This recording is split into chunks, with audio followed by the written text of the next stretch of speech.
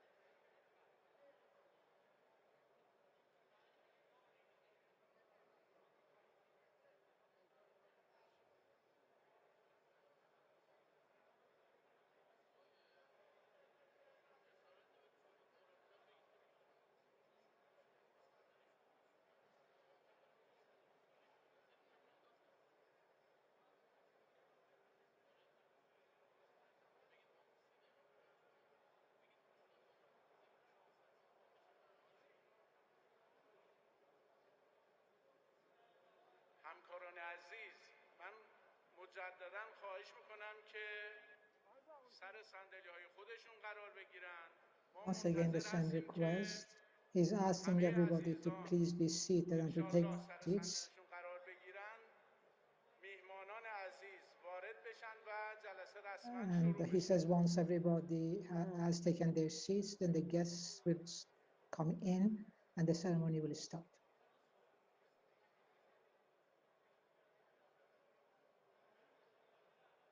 همکارانی که روبروی ساعت ایستادن،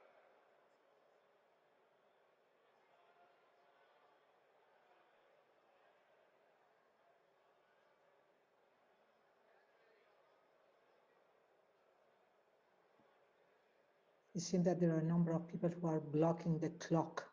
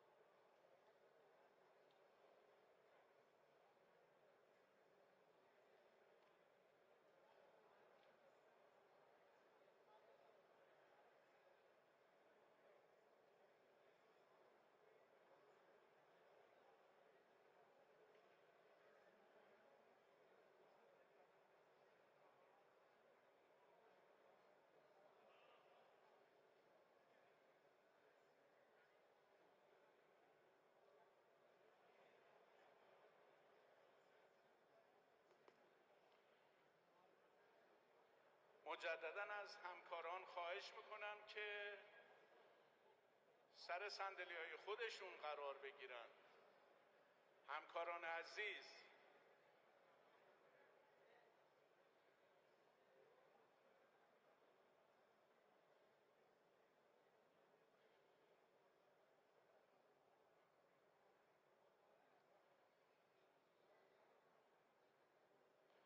جلسه منتظر این هست که همه همکاران سر صندلی‌های خودشون We قرار are بگیرن که waiting شروع for بشه. everybody to be seated in order to be able to start. میخوام نام نبریم. We don't want to name anybody.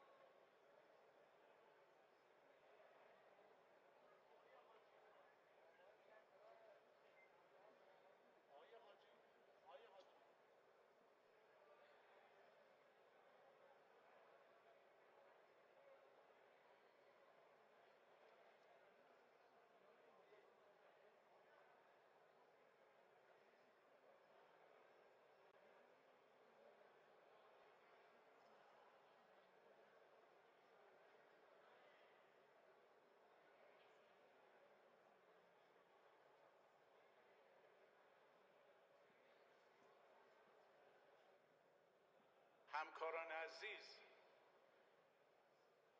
مستحضر باشید و همچنین میهمانان عزیز که Dear colleagues and also the dear guests, we should be aware of the fact that the honored president and the other guests are ready, and in a few more minutes they are going to enter the hall.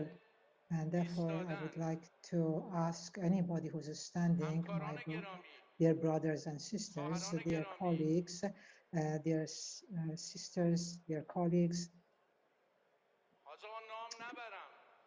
please take your seats. I don't want to call anybody by name. Please be seated.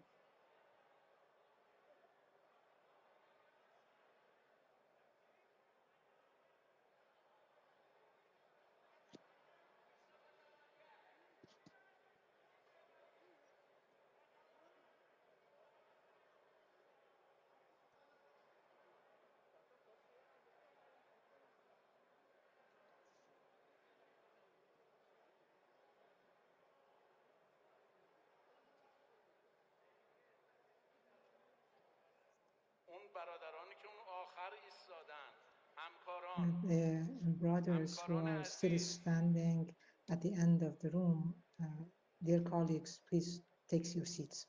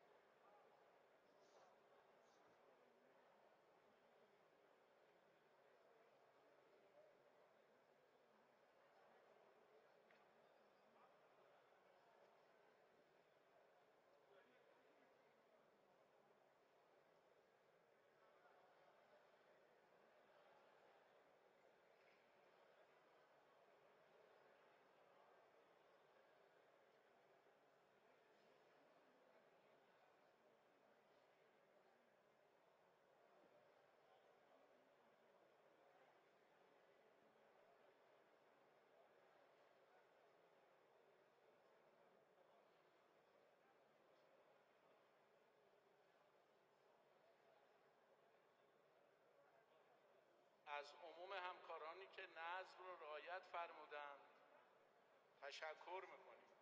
I would like to express my thanks to those who have helped keep the order in the room.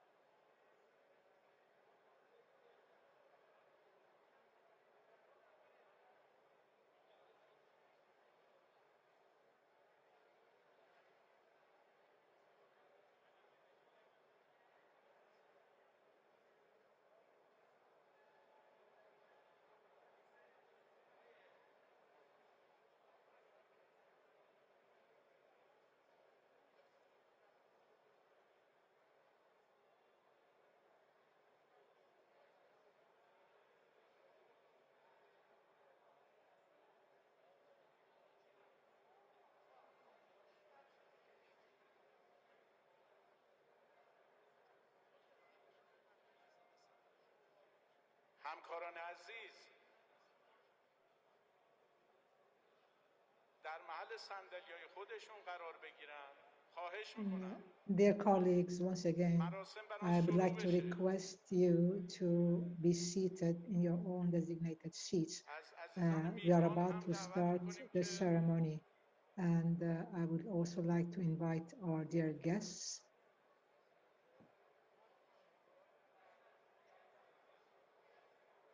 to do the same.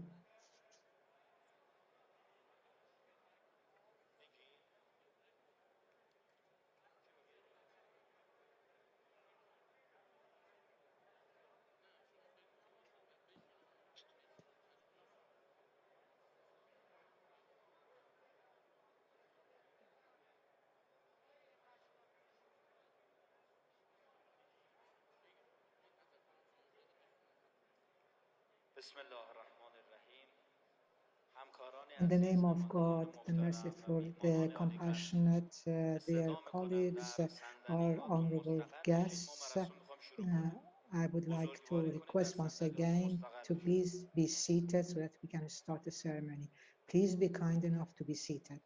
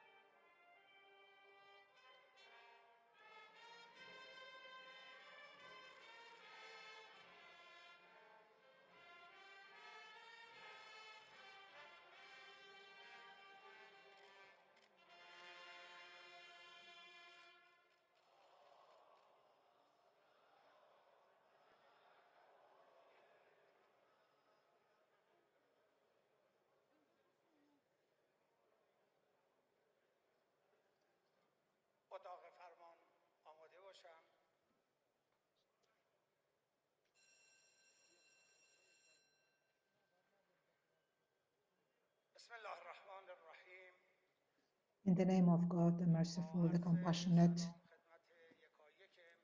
I greet each one of our distinguished guests and the honorable and dear people of Iran.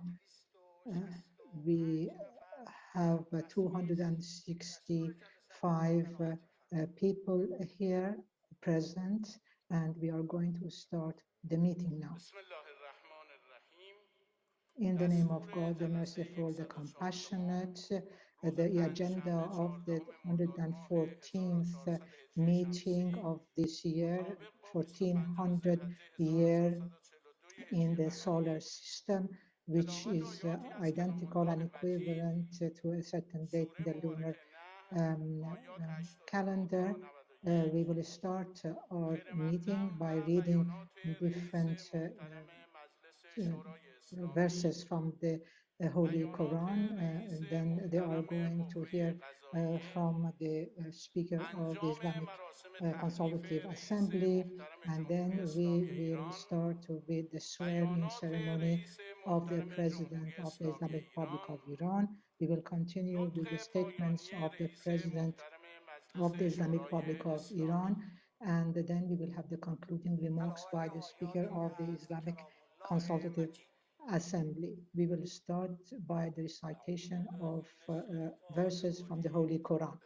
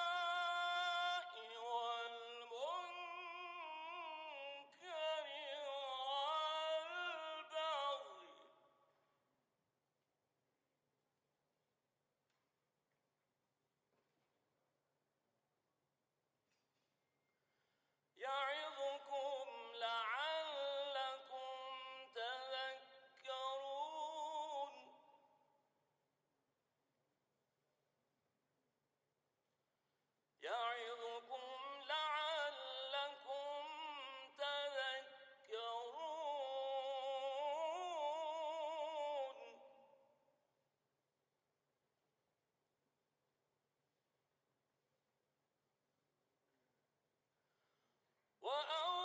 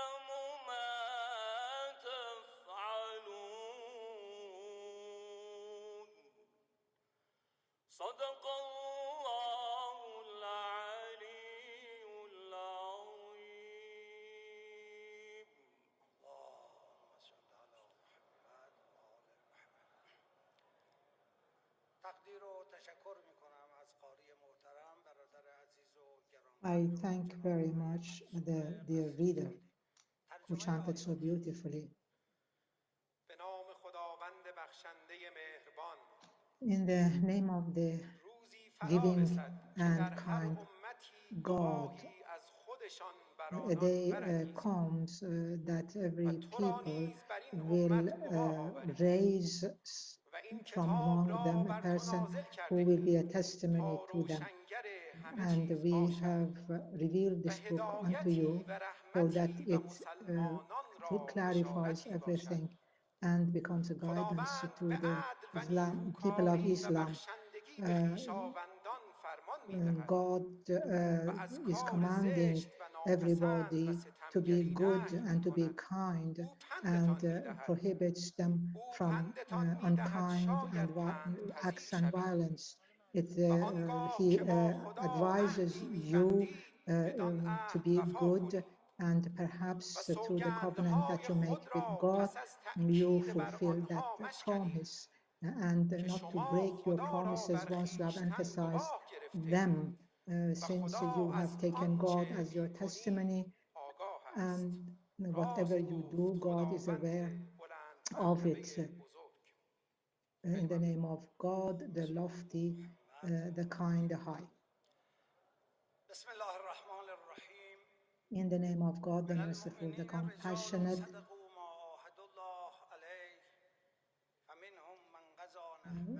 This is part in Arabic.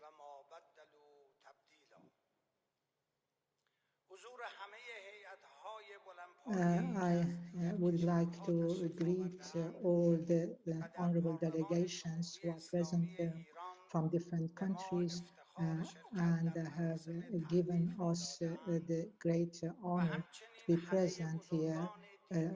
I would like to thank them, and I would like to thank all the high-station religious groups, military people, the political elite, the cultural elite, and also the families of the martyrs who have selflessly given their lives to be here.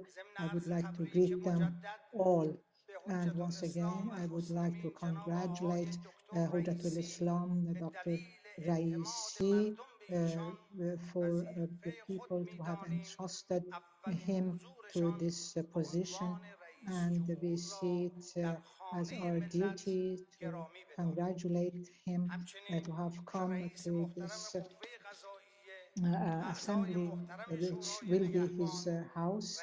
Also, I would like to greet the Common Guardians Council, the Expediency Council, the Office of the Revolution, and also the previous president, and all the other dear ones, the names of all of whom I cannot at this point mention.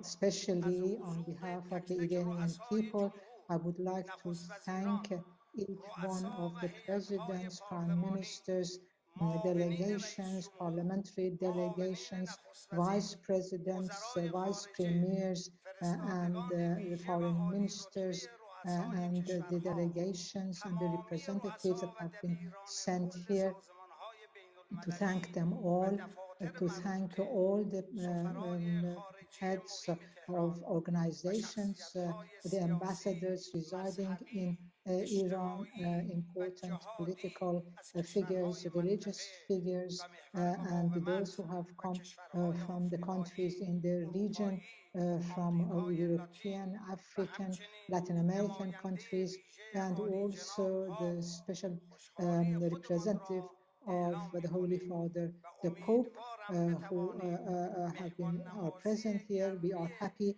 because of that, and we hope to be able to show them our warm hospitality and to be messengers of kindness and the friendship by Iranian people.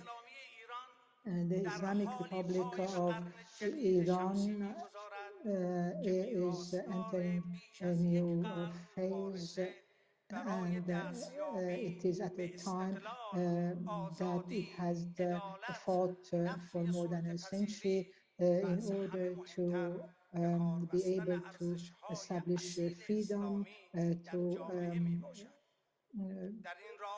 and also to instill Islamic principles in society. And in this way, a lot of clean blood has been shed. Martyr Qasem Soleimani and others have given their blood so that the sapling can grow into a big tree.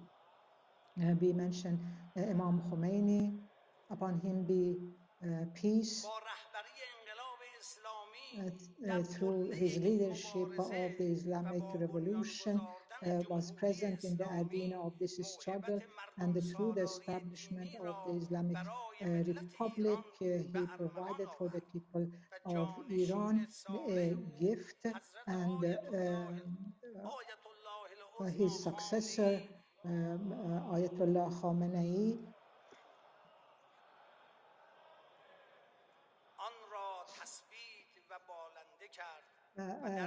has re-emphasized it and established it, and therefore the Islamic Revolution has become an inspiring event for the world of Islam and also those who wish for freedom.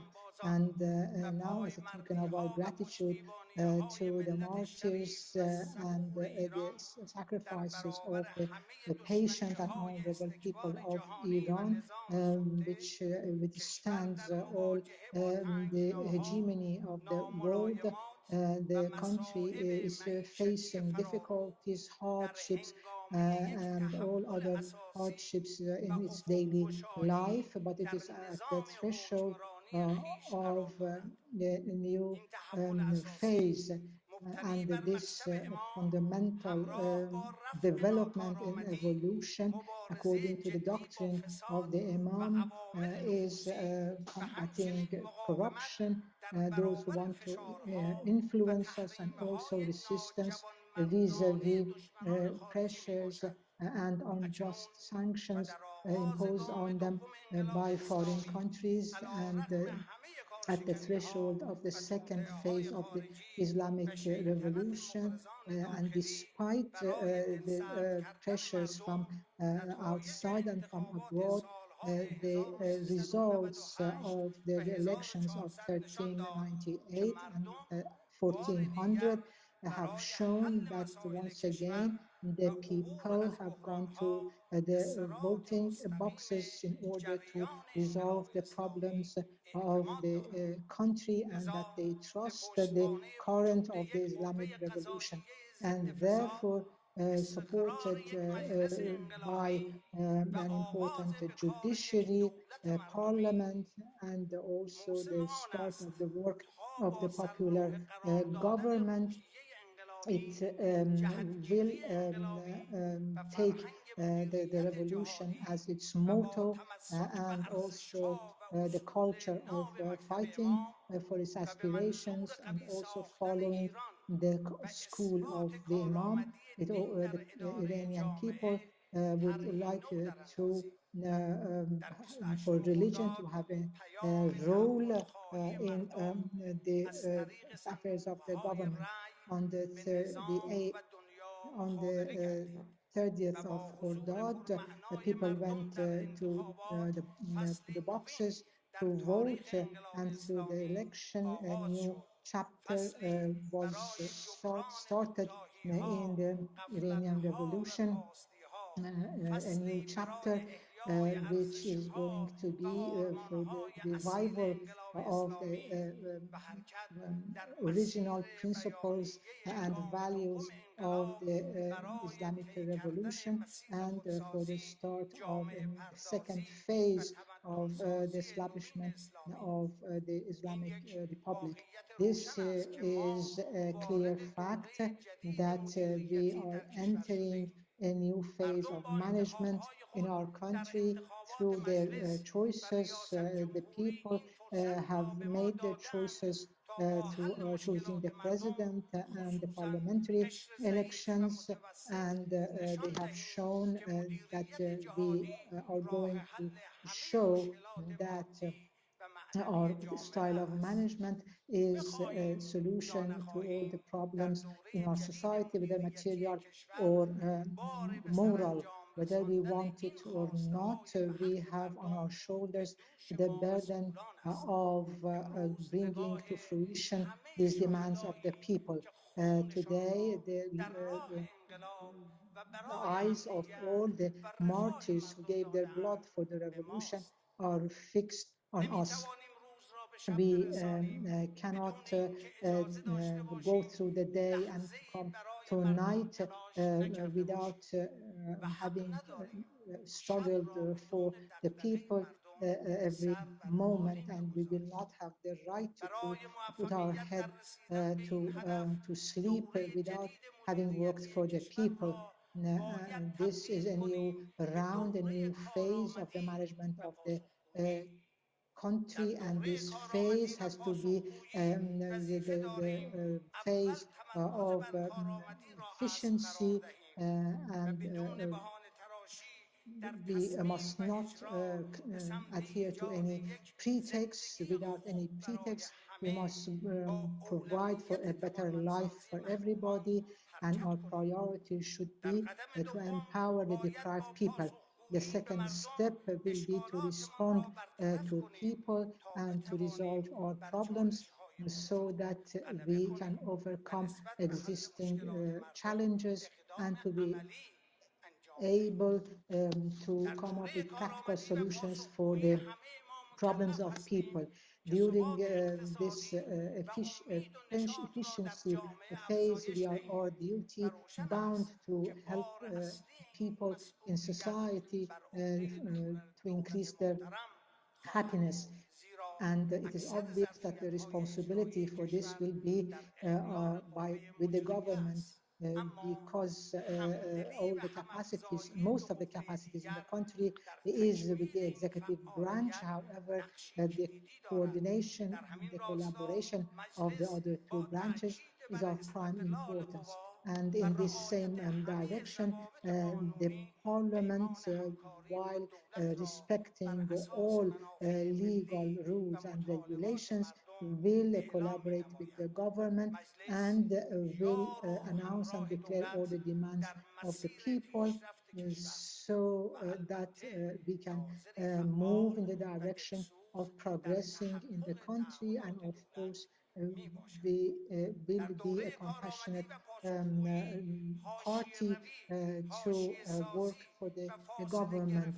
We are not going to distance ourselves from the demands of the people. This will be a sin which will not be forgiven.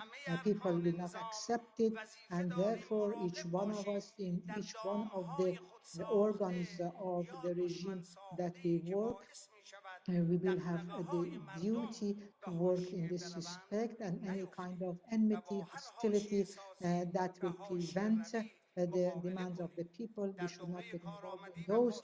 We should not marginalize any demand or anybody.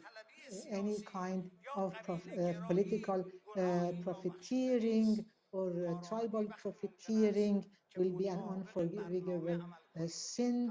We have to do our work according to the programs that we have.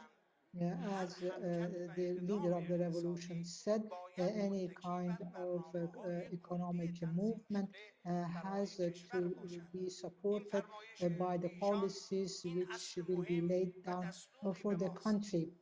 This is a command unto us, the government and the representatives of the people in the Islamic Consultative Assembly feel obligated to use all their expertise and capacities in order to have short plans and also a 5-year plan in order to break through the crises and to overcome challenges. And this will be up to the experienced experts of the government and also the consultants and also the academic elite to deal with it. Ladies and gentlemen, honorable guests, dear people of Iran, we are very well aware of the problems and the challenges which face the new government. We know the saturation of inefficiencies have damaged people to a great extent. We know that the economic burdens and the burdens of gaining a livelihood have pressured everybody, and especially the weaker strata of society. We also know that the threats and the sanctions of the enemy have made everything difficult in our country. However, alongside these challenges, we have God-given capacities, economic capacities, which are significant and considerable, and if we benefit from the management of fighting for issues which is based on our belief and on our God-given capacities, we will be able to overcome the challenges. We believe that believing in God and believing in divine traditions and a popular way of doing things, we will be able to remove the big obstacles that exist in order to provide people with a good way of life. And in this way, we will be able to clarify more and more the goals of the second phase of the revolution. Thank you very much. Peace be upon all of you.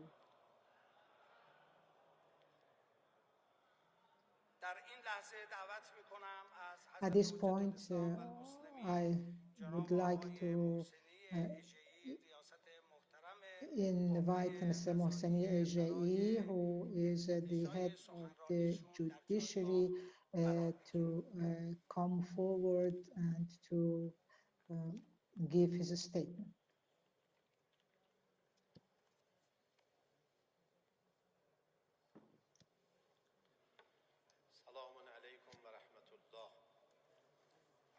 Peace be on all of you. I take refuge to God from the devil.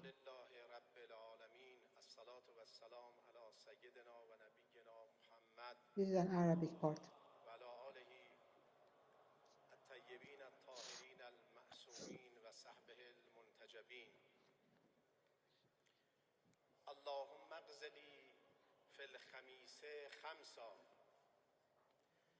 لا يتسع لها إلا كرمك ولا يطيقها إلا نعمك سلامة أقوى بها على طاعتك وعبادة أستحق بها جزيل مثوبتك وسعة في الحال من الرزق الحلال وأن تؤمنني في مواقف الخوف بأمنك وتجعلني من توارق الهموم والغموم في حسنك صلی الله علی محمد و آل محمد واجعل توسلی بهی شافعا یوم القیامت نافعا انک انت ارحم الراحمین. قصد تصدیع زیاد ندارم. I do not want to speak for long.